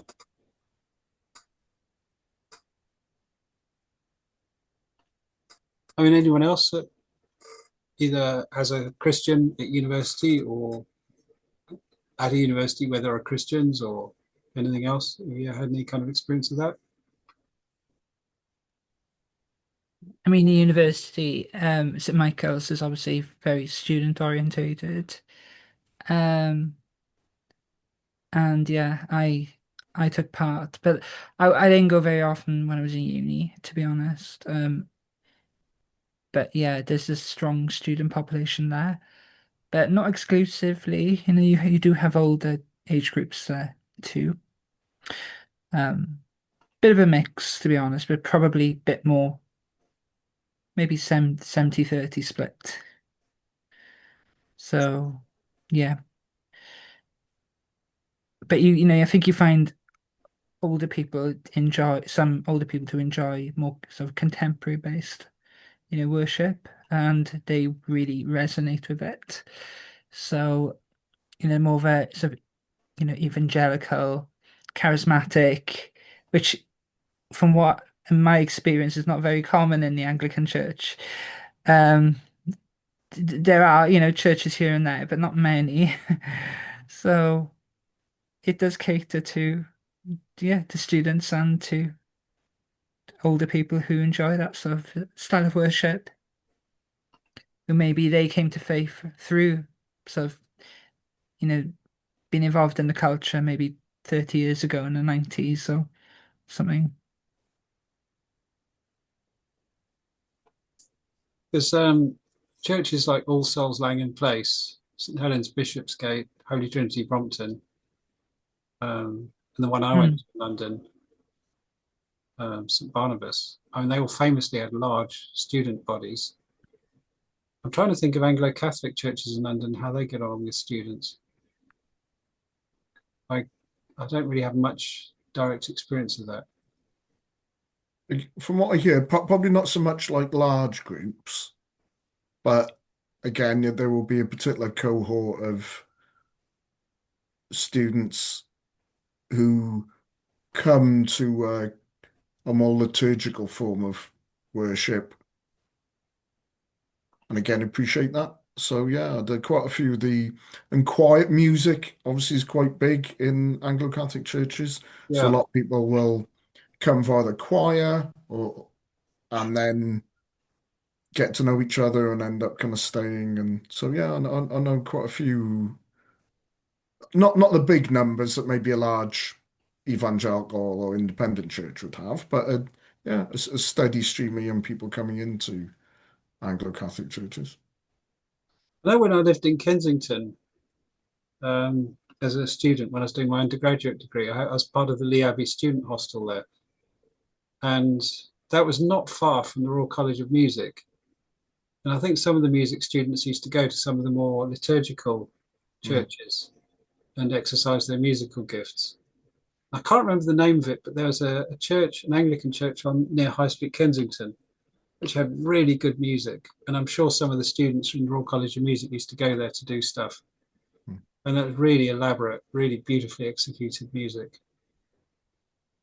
And yeah. But to my mind, I mean, one of the reasons I went for Sketty, it's one of the applications I made in my rounds, and Sketty in West Swansea, that is. And one of the things I thought about Sketty was that that would be a really good church to outreach to students. Yeah. And I thought that if we could successfully outreach to students, that would be a really good source of energy for the church. You know, that could be really good for the church congregation as a whole to have a good student corpus as part of it, which is one of the reasons I really wanted to go for Sketty. And last Bishop John Davis asked if I would consider being the chaplain at the uni, you know, having some kind of chaplaincy role. He wasn't talking about moving house or anything. I think he wanted me to commute like one day a week or something. And to be honest, I wasn't that chuffed about the idea because I've been a chaplain in Cardiff prison and you didn't actually get to do much ministry because you were doing all the admin. You know, you're doing the inductions as part of the prison system. So the actual people doing ministry in the prison weren't actually the chaplains, they're actually visitors. And I thought, well, I don't want to get into that in the uni. You know, I don't want to be doing kind of proper uni structured stuff and not actually do ministry. Because if I'm part of the university, I want to actually be ministering in the university with the students. That's what I find interesting. And I don't know, it kind of flopped around and then I never did anything about it in the end. But I was thinking of going for St Mary's in Swansea one time. And then that obviously would be in the middle of town. And then that would be another opportunity then to build on the student corpus there. I think there's 30 or 40,000 students in Swansea. So Swansea would be a really good place for student outreach and, you know, to try and draw on some of that student energy, that youthful energy that students often have, that vigor, that sense of excitement, which I think could be really good for a church. I'd love to have a church with that, and in Oxford, for example, a lot of the churches there have really good student bodies. A friend of mine from the monastery and the Little Brothers, John Beswick, he was a rector in Oxford for a while. He's very Anglo-Catholic, so obviously he's drawing on one part, but then you get some Aldate's Oxford, which is more kind of charismatic, and then you've got St Ebbs, which is very evangelical, very kind of biblical and rational kind of approach to faith. So all three of them, I think, have got really vibrant student bodies, and that'll be part of the life of the town and the university and the part of their student life. So I think that'd be really interesting. Anyway, what's the time? 9:30. Can't really look on that. I mean, the good thing about it is that talk about community engagement. One thing that schools do want is community engagement. And if we as a church go in and offer some form of engagement, it looks good on their inspection report. So even if you're dealing with a secular school that doesn't really like Christianity, you can point out to them that by having you in there doing open the book, they're ticking the community engagement box, which if you point out to them helpfully, that will help their report, then it brings them around to the idea. You've just thought that fussed about what you're actually doing. So, I argue that what we're doing is educative as well. We're teaching the children knowledge. We're giving the children knowledge of their background culture, which is good for them to have. So even whether they believe it or not, whether they're Christians or not, they're still getting knowledge, which I think is good, solid knowledge.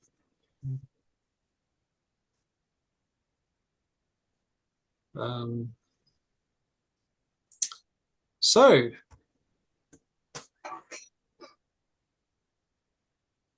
what do you reckon? What does this mean for your understanding of mission and ministry in the context in Wales? How do you now understand engaging with children, youth and families? What's been your biggest learning from this session? What questions stayed from this session? What would it look like to recalibrate church engagement with children, youth and families? Discuss.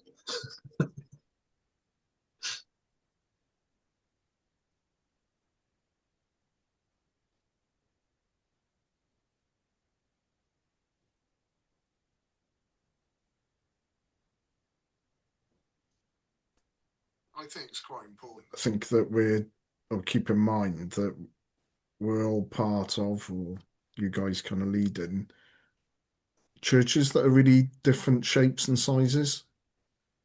So we shouldn't base a particular view on an assumption that we're kind of any church is kind of almost a large urban church with space and resources where it's relatively straightforward to put on a lot of events. In Llangennith, actually, I started ringing the bells because in Llangennith there are 3 bells which you can't ring properly. You can only chime them. And if you get the art of it, you can actually ring all 3 bells with one person. The middle rope has a loop for your feet. So you're pulling them, one with each arm like this, and then the middle one with your foot. So you're standing there on one leg doing this. And it's quite an art to it, but I got the hang of it. And I started doing it. And the children living around the church in Llangennith started coming to the church, just out of curiosity, hearing the noise. And so we started doing Sunday school with them in the porch.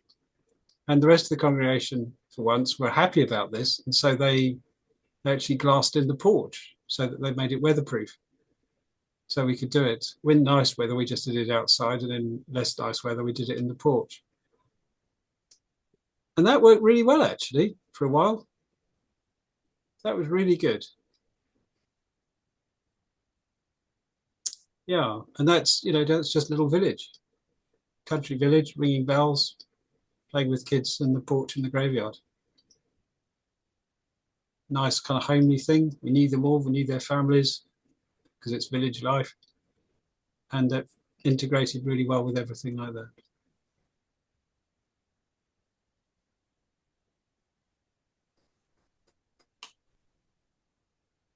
Yeah.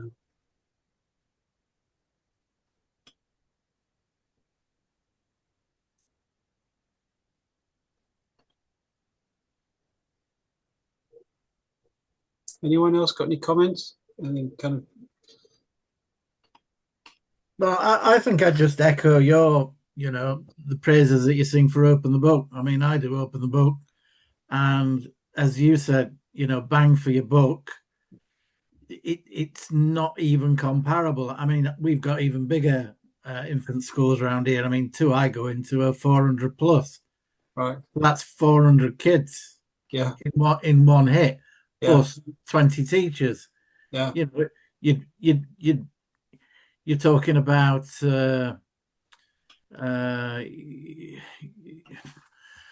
abbey sort of numbers there, aren't you? Really, cathedral numbers. Yeah. Just Llandaff Cathedral only seats 400 people. Well, there you go. And the thing about Open the Book is it's so well put together. It really is. It's such a great resource. And as you say, I don't think it's important that the children understand the stories. I agree with you. It's about embedding knowledge that they can come back to later, that they can build on. You're only going into infant schools with this, and all they need to know is be comfortable with the stories, know the characters. And as you said, over a period of time, like when you do the Joseph story, it runs over 4 weeks, and they get to know the character, they get to know the story, they get to know the people involved. And like you, I involve the kids, don't let the grown-ups do any of the drama. After COVID, I soon realized you needed to get the kids engaged, because the kids watching will engage more if it's their mates at the front doing it, rather than some middle-aged and later middle-aged people just showing off because they didn't get the place they wanted in the local amateur dramatic group. And it's such a good resource, and you really are engaging so many people, and you're building that bridge then, because those kids will know you and will see you at your church. And when they see you in Tesco's and when they see you in the high street, I can guarantee they'll be pulling mum and dad's, pockets. Oh, he comes into our school. That's right. And I mean, it's, to be honest, it's the main reason I've kept the beard. Because it's my selling point. Well, it is. It's very distinctive. Yeah. The kids remember it. Yeah. And when they see me outside the school context, it's blinking obvious who I am. Oh, you're dead right. In Brimar, especially. That's the guy who comes into church and does the Jesus stories. Yeah, in Brimar, especially. It's interesting because I go to two schools in Brimar. One is the church school. The other one is Blaenau, which is the state primary school, the secular school. Now, because I can't manage it, I go into Blaenau fortnightly. I just can't manage a weekly commitment there. But whenever I'm doing events in Brimar, like the Remembrance or the Fun Day in the park with the Korean church or anything like that, the kids from Blaenau are the ones that recognize me. It's always children from Blaenau that I'm bumping into. For some reason, I just don't seem to bump into kids from St Mary's, the church school. I'm always bumping into kids from Blaenau, and they always greet me. They always point me out to their folks, to their parents, their relatives, their friends, whatever. And even, I mean, I was on a funeral visit once, going around the back of the bad end of Brimar, and there's a bunch of teenagers who are sort of behaving badly. One of them recognized me.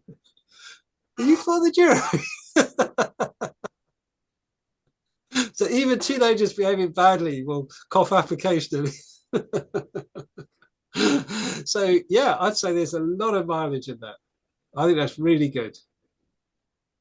I think that's really good. I mean, that's a real community thing. That's the church as part of the community, which I think is generally a good thing.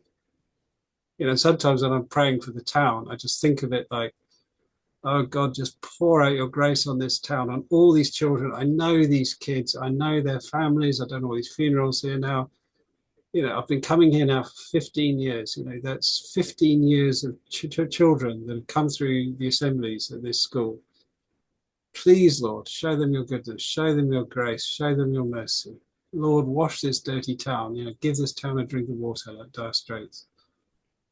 Pour out your grace, O God. And I just pray for the town, because I just think these are people I know. These are my people. There we are. Anyway, Well, I hope that's been constructive. I think it's well worth thinking back though over your own life, about your own exposure as a child or lack of it, and how that has grown into your own adult faith. And then, when I became a Christian, I had no inclination up till then, but I had had exposure. But then when I became a Christian, I remembered all the boys at my school, because I went to a boys' school, that were Christians. I realized that thing which made them slightly distinct, that thing which I couldn't quite understand, was actually their faith. And suddenly I clicked, they were Christians. That's what made them different. And the thing which kind of hit me was when I became a Christian, suddenly realized that the stories I'd heard as a child were real. They were true. These things which I'd always known actually were true. Somehow it kind of blossomed. Suddenly they became kind of concrete in a way that I hadn't imagined before. Up till that point, they'd just been something I heard as a kid. I suddenly realized this is real. So there we are. Anyway, Stephanie, would you like to say a prayer for us, and then we'll go to bed? Okay.